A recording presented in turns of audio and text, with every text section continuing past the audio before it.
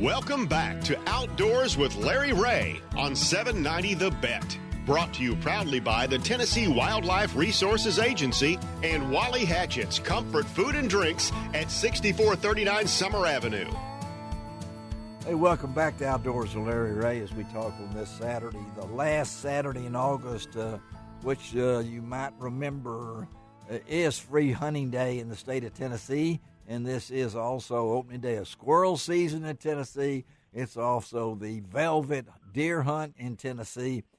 But it's also the weekend that Bill Cooksey's moving. So, I mean, it's we've got Cooksey for 90 minutes here to take away from the boxes and everything. And Ron Wong is in studio. We're going to devote these next two segments to, as we talked about on the opening segment, about the Legends of the Outdoors Hall of Fame banquet, which was held last Saturday at the wonderful John and Jenny Morris Conservation Center in Springfield, Missouri.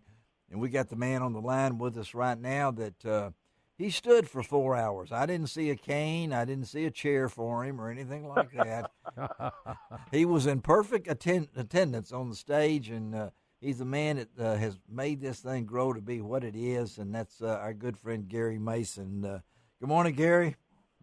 Hey, Larry, Joe, Bill, how are you? All right, we're doing good. We just want to know, as I can remember the early days at the Sheraton in Nashville. That's about as far back as I could go, and I'm not sure what years that was. I don't really remember, but talk about the evolution of this amazing event, Garry. I mean, I know you and your wife Cindy and all your family heavily involved in it. You got the Tomcat in there, Tommy Garner, and so talk about the event itself.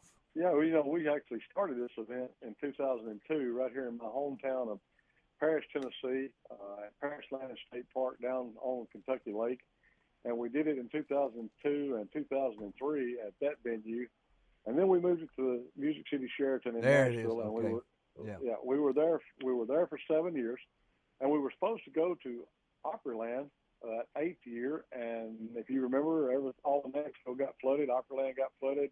Yes, I remember. We were over there. TOWA was over in that area. We had to get out of there in a hurry. Right.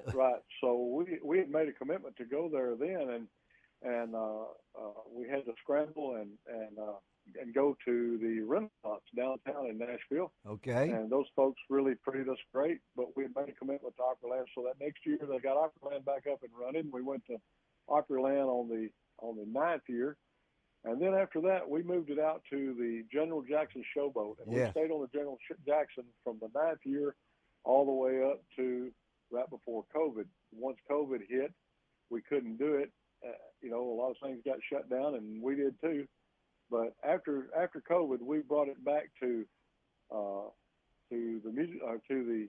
event location in Springfield, Missouri, at the John A. and Jenny Morris Convention Center or Conservation Center. And man, them people have absolutely treated us like we were kinfolks.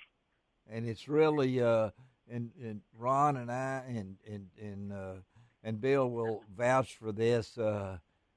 It's a perfect fit, I think. Don't you, Bill? I mean, absolutely. I mean, there's plenty of room. You're surrounded by so much other stuff to do to make a weekend out of it. Yes, and I did.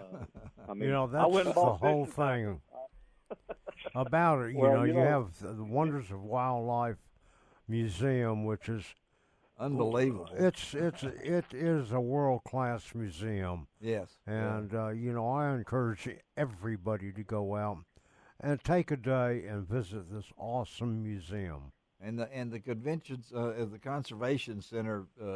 Wonderful venue. It just fits the event, doesn't it, Garry? I mean, for us to be able to have the meet and greet on Friday night and then, of course, the banquet on Saturday. It's just the facility is just unmatched. Yeah, it really is. I mean, when I tell people this every year, but I really strongly say it this year.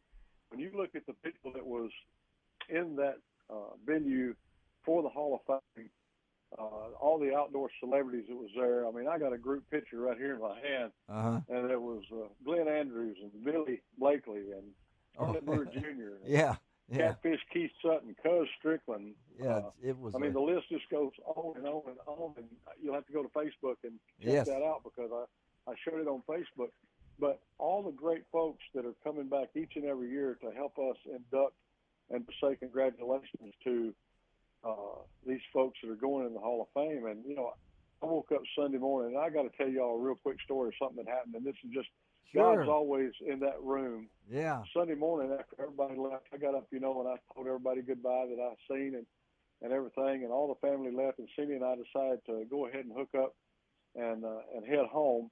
So I was loading the car, and this guy pulled up behind my truck, and I thought he was coming to check in or something. Well, he got out of his car, nice-looking gentleman. I looked like he was in an outfit to go golfing or something. He said, "Sir, you're not going to believe this." He said, "But my wife tripped over our cat this morning, either sprained her ankle really bad or broke her ankle. I don't know, but I had to rush her to the emergency room." Well, I got there, and in the excitement, I forgot my wallet. They will not let us not check her in until I get some kind of form of payment like insurance card, and I'm about out of gas. I don't know if I can get back to my house.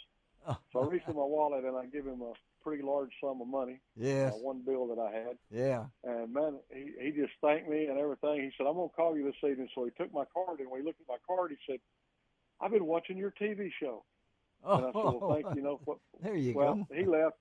You know how we all are. We think, well, we're never going to hear from the guy again. Yeah. The guy's called me back 3 times. He called me and said, "I'm sending you a cashier's check for $500 for your organization." Oh, my helping gosh. me. Yeah. Wow.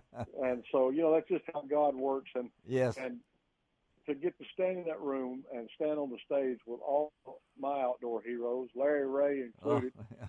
get out and Bill Cooksey, and I look out upon all the crowd, and there's you know, Larry Ray and Bill Cooksey and Cuz Strickland and Harold Knight, the Drury brothers, and Yeah, it was Toxie, just, I mean Wade Middleton, and yeah. the list just goes on and on of the outdoor celebrities that was there. And then there's Joe Wong running around taking pictures for me, and, you know, and I mean, it's just unbelievable. If you missed Gary, it this you year, know, you really I missed mentioned 4 people who had done things that they didn't even know for me over the years, and I could have done 30 minutes of that with all those you people did. in the Yeah, room. yeah. You had to mention me, and I appreciate that, Bill. And hey, you know, when Michael Waddell kind of closed it out, you know, these guys, and this is as Southern as you can get, guys. And I love to hear it when somebody comes up and calls me Mr. Larry.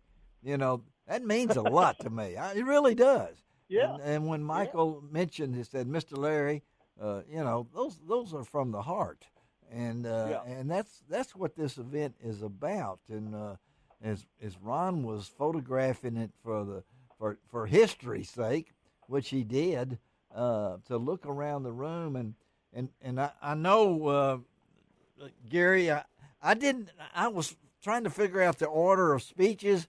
And I kind of looked at the program, and I said, "I'm hoping that must be. I'm too. Let Cooksey go first, you know." So when Bill set the tone, I think with which I just told Bill I've never seen him without a hat, but he set the tone up there, and I've never heard such. All 8 people, the humility, the humbleness, and to see the flag, and to see Brendan Henninger, and I get home, and his mama wants to be a friend on Facebook. I can't tell you how many of those people in that room want to be a friend on Facebook. And when I had this young couple come up to me and ask me to sign their poster, I don't think I've ever signed a poster before. You know, yeah, most everybody wants my autograph, Larry. They just want it on a check. On a check. Sounds like me. But I tell you what, one of the highlights for me, and of course, Ray Scott was. Oh yeah, Bob Cobb, yeah. And to get to hear Bob Cobb, I had actually give all those award recipients 3 to 4 minutes to make their speech. Yes. Well, of course, Bob walks up to the podium, first guy up there, and he's got 6 pages of notes. I saw him. I said yes. And then there was. I mean, he mesmerized the whole audience. Yeah, the he whole did. time he spoke, the 20 minutes that he spoke for, and nobody was moving, nobody was getting out of the seat. They were all just in awe of Bob Cobb and the historical things that he told us about the early days of Bassmasters and how all that come about. And then he walked back up to the stage later on that day and gave me that copy of his speech with his cliff notes and everything on it. And he did. Yeah.